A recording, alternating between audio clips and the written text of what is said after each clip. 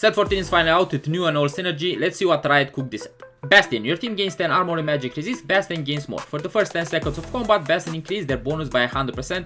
Pretty much these are the sentinels of set 13. As units have Jax, Poppy, Illaoi, Shyvana, Galio, Sejuani and Renekton as a 5 cost. That is a very interesting unit because he has a trait where he can devour his own ally. You can take a part of your health and attack damage. Pretty much the anomaly of set 13 with Hunger for Power, with early Urgot devouring set. It's very interesting and I'm very curious how people are gonna use it, because with him being a Bastion, you can devour another Bastion that's a bit useless, doesn't have CC late game, you know?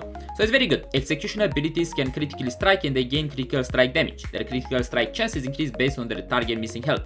As units we have Graves, Rengar, Varus as potential reroll camps. We have Vex, which is gonna be a frontline unit by the way, and Urgot with his ability from League of Legends, his ultimate, and they're gonna execute pretty much when people get under, I think, 50% health. So that's very interesting to see Urgot being back as a legendary again. A.M.P champions upgrade their abilities in unique ways with A.M.P. They also gain health.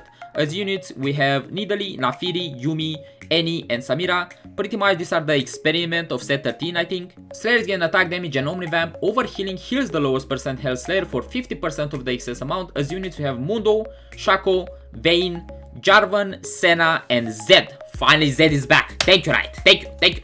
Golden Oaks gain damage amplification and have a chance to drop gold on kill. If you spend 8 gold on rerolls or experience in a single turn, permanently increase their damage amplification and the gold required for the next bonus. Reroll counts double towards gold spent. As units we have Alistar, Graves, Jarvan, Annie, Aphelios, and Viego.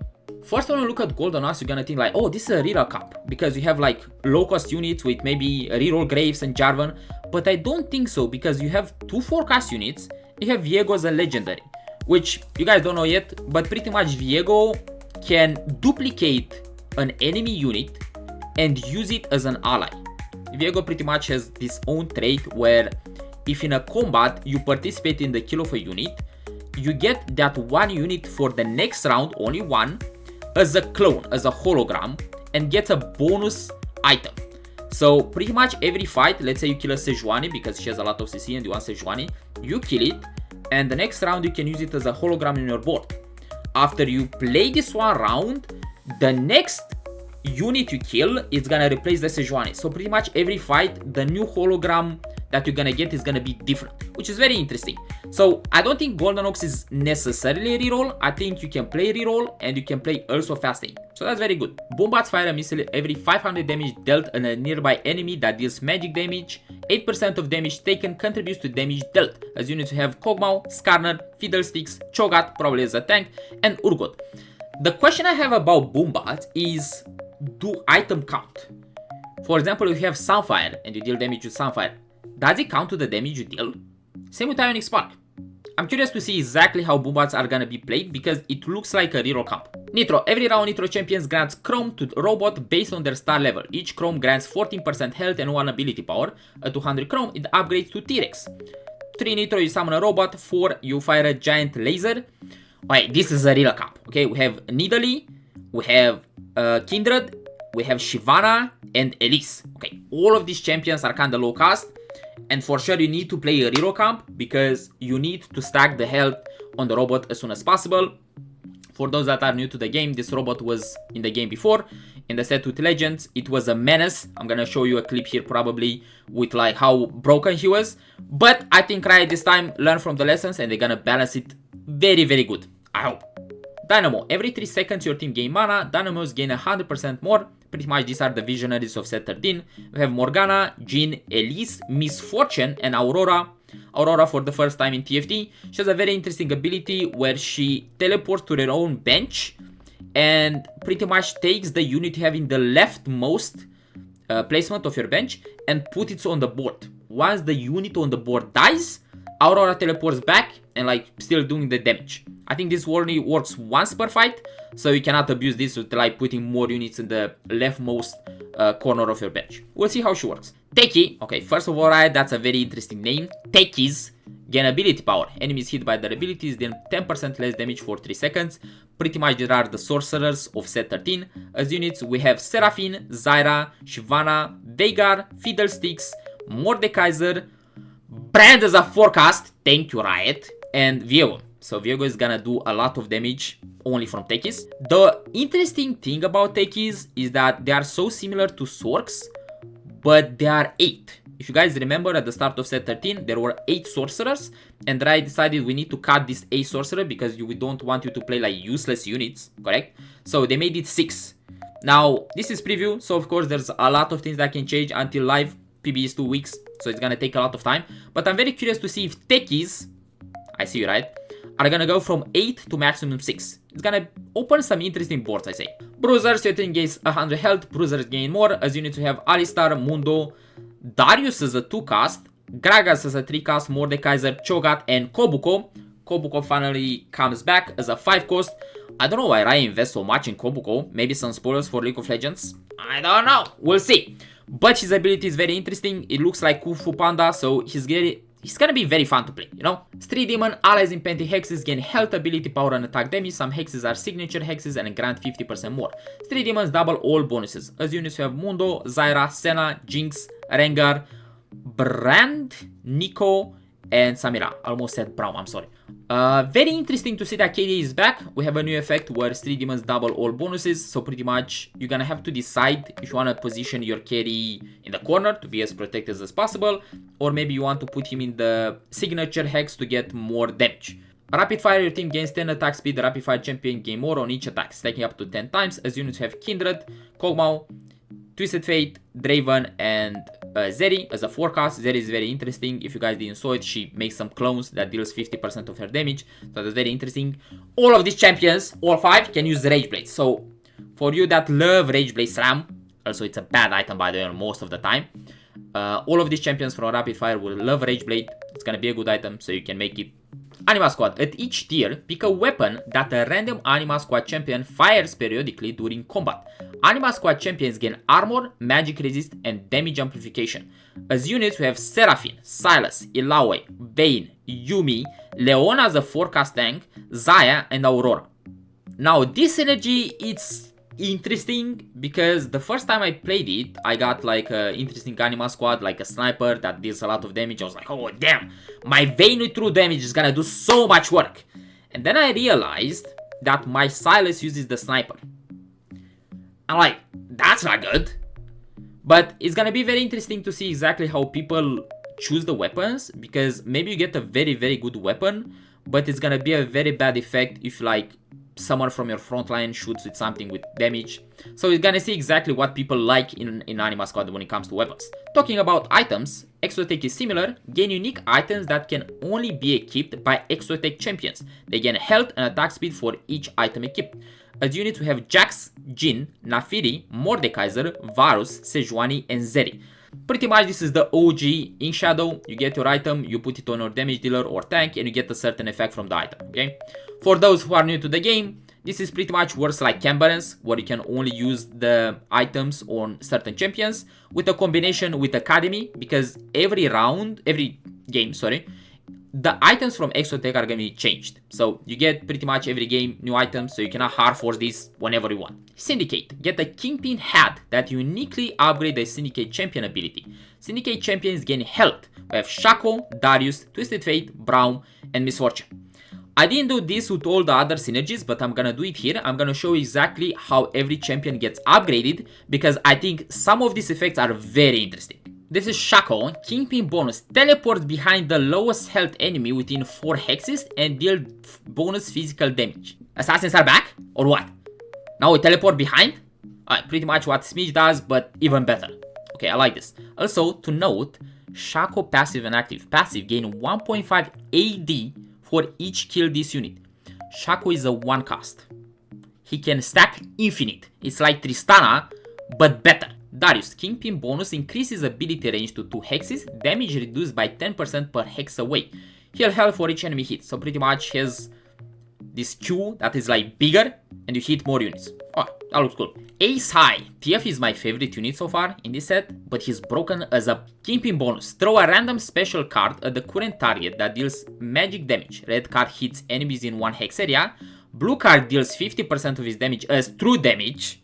Rarely, yellow card grants gold. Oh, cool, right? Cool. Braum Kingpin bonus, gain 20 armor and magic resist every 4 seconds. Braum next attack deals damage based on his health, armor, and magic resist. It's kinda interesting.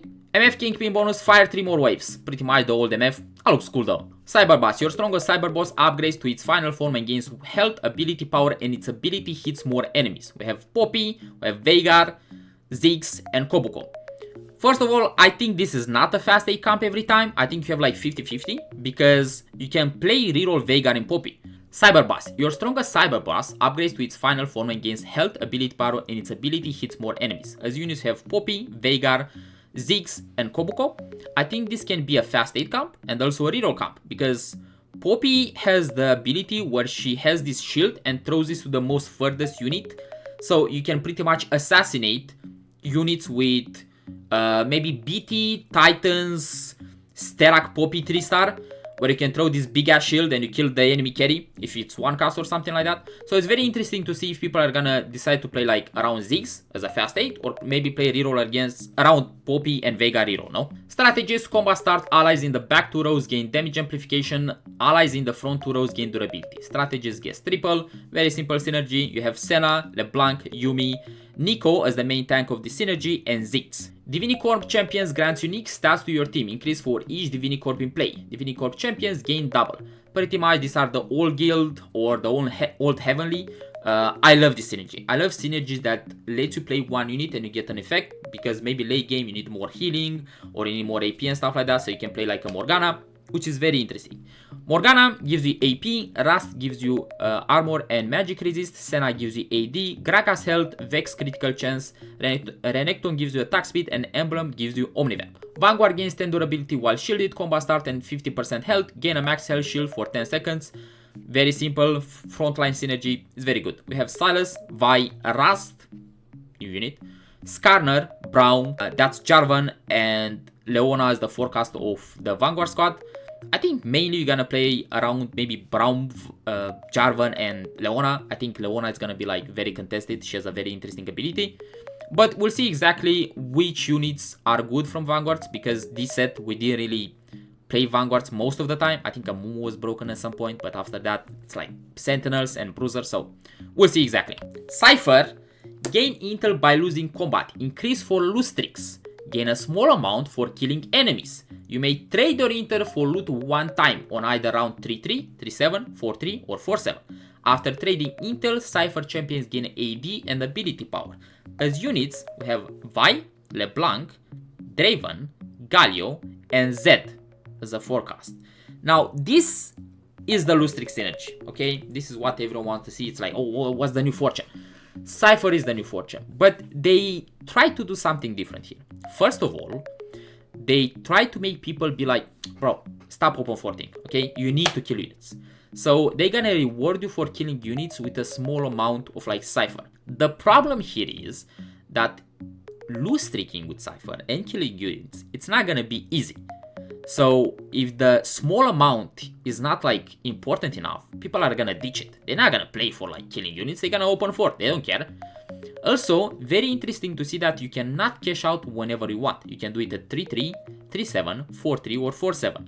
These are not random like, I don't know, points in game. These are moments where people spike because you're gonna be level 6 at 3-2, so 3-3 is the next round. 3-7, it's like, I'm pretty sure it's like the PV round. 4-3, it's after the main roll down because everyone that plays fast 8 rolls at 4-2. And 4-7, it's like pretty much where people decide their camp already. So I'm very interested to see exactly if they wanna reward people for like, oh, the main aim of this camp is to cash out at PV round 3-7, you know? Because you have a lot of time to like get your cash out, move your board, maybe roll down a bit, something like that. I'm not sure if Cypher is gonna bring the old memories of Fortune and maybe Mercenaries, but I think it's good that Riot approaches the loot streaking synergy of the set in a different way. Curious to see exactly how it goes. Virus. The virus infects your shop with a 10% chance to spawn a Bloblet. When purchased, it merges and increases the strongest Zac max health by 3% and ability by 5%. I'm gonna be honest, this is broken. This is so broken.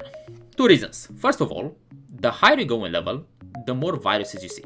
I'm not sure if this is like, you know, connected to the synergy itself of virus, but at level 9 I saw a lot of Boblets, okay? Also, they are free.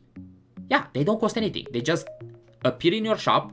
They don't replace the unit in your shop, by the way, because that's what I thought. I was like, oh, I'm rolling and a virus is gonna appear instead of my unit. No. It's gonna appear on the top of the unit and it's 0 gold. They need to balance it somehow. Either make it 1 gold, but it might be a bit expensive, or you need to like bring this like max health and ability power a bit. I saw people having 100k health on Zac. I don't know if it was bugged, I don't know if it was abusing on like some bubblet virus, I don't know. But I don't want to see in level 8 a Zac with 10,000 HP. I don't, okay? I don't want to see it. So I don't know what they need to change, but I can guarantee you the Zac doesn't hit live servers like this. Last synergy of this set, God of the Net. After 2-player combats, open an armory of trait mods that permanently reprogram a champion to benefit from a trait, but not contribute. Every time you get a trait mod, the next one requires 1 additional round. This is pretty much Garen. Okay, this is his synergy, he's a 5 cost, and there are some things that you need to know. First of all, you open the armory. I think it's an armory that's based on your board, so you cannot get like all these like random synergies. Okay, I think that's how it should work. That's good. Second, you can choose between 3 traits. Okay, so let's say you get Bruiser. Okay, you can put this Bruiser emblem on anyone, it's allowed, no problem, but that unit cannot get another one from God of the Net. So if you made like Bruiser Vayne, you cannot add like Vanguard on her, okay?